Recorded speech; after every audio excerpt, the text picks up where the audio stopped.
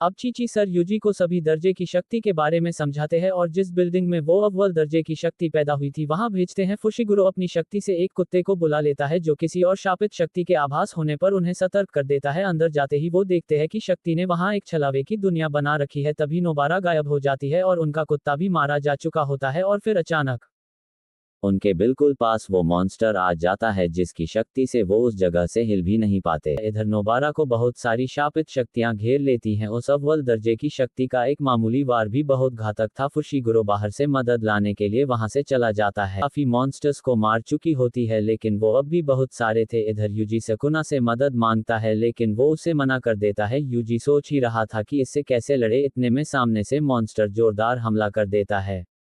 UG अपनी शक्तियों के बारे में नहीं जानता और फिर भी मॉन्स्टर से टक्कर लेने की सोचता है जिसकी शक्ति से यूजी के हाथ जलकर गलने लगते हैं।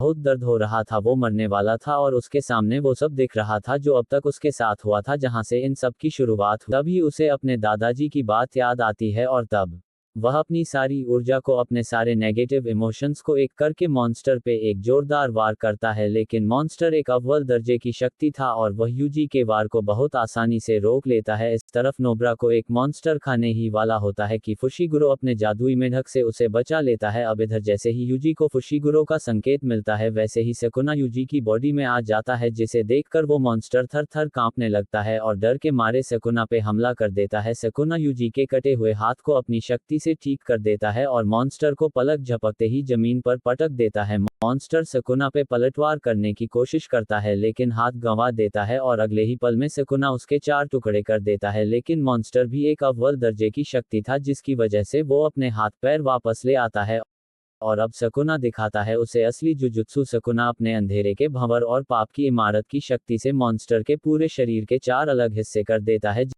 जिससे पता चलता है कि सकुना की एक उंगली भी उसके अंदर थी। सकुना यूजी को उसका शरीर वापस करने के लिए बुलाता है लेकिन वो आता है या नहीं जानने के लिए देखें अगला भाग।